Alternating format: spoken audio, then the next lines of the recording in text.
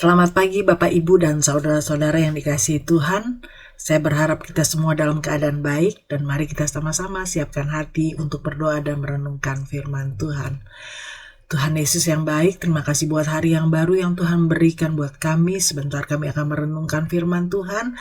Bukakanlah telinga dan hati kami untuk kami sama-sama belajar dari firman Allah. Kuduskan, urapi dan sembunyikan kami semua di balik kuasa salib-Mu.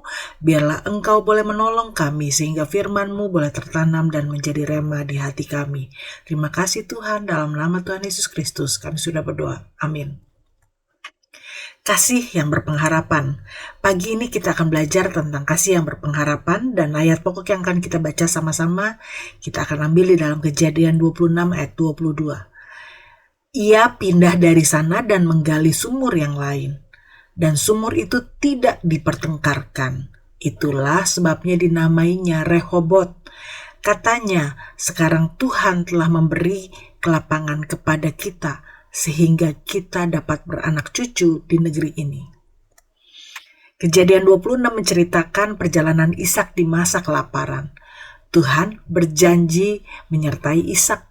Ishak diberkati, namun kenyataannya tidak semulus yang diharapkan. Keberhasilan itu menimbulkan kecemburuan orang Filistin. Meski diberkati, Ishak justru menghadapi pengusiran, pertikaian, dan perebutan sumur. Saudara-saudara yang dikasihi Tuhan, hidup seringkali membawa kita ke dalam situasi di mana kita merasa terjepit, diperlakukan tidak adil, ataupun ditolak. Seperti Ishak, kita mungkin telah bekerja keras, namun hasilnya diperebutkan orang lain.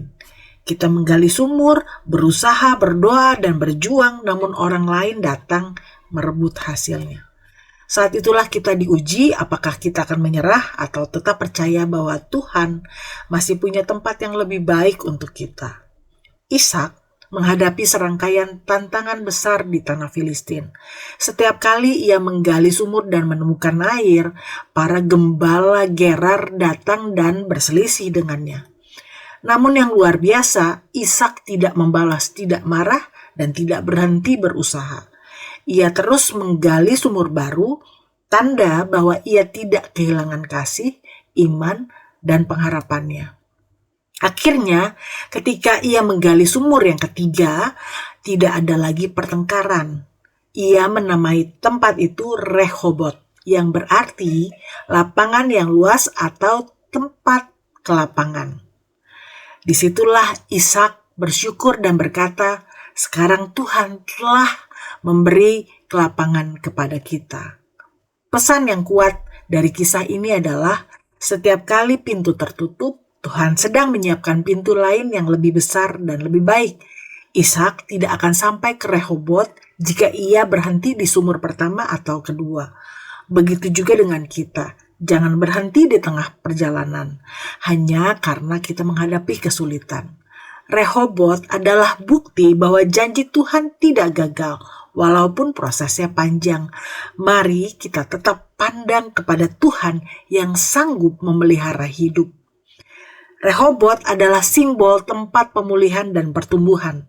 Setelah penundaan panjang, Rehobot menjadi tanda bahwa Tuhan tidak lupa. Tuhan tidak terlambat. Tuhan menyiapkan ruang yang memang khusus untuk Ishak. Pengharapan kita hidup karena percaya bahwa Tuhan menyediakan Rehobot bagi setiap orang yang percaya. Ruang peluang, damai, pertumbuhan yang tidak lagi diperebutkan, tepat pada waktunya.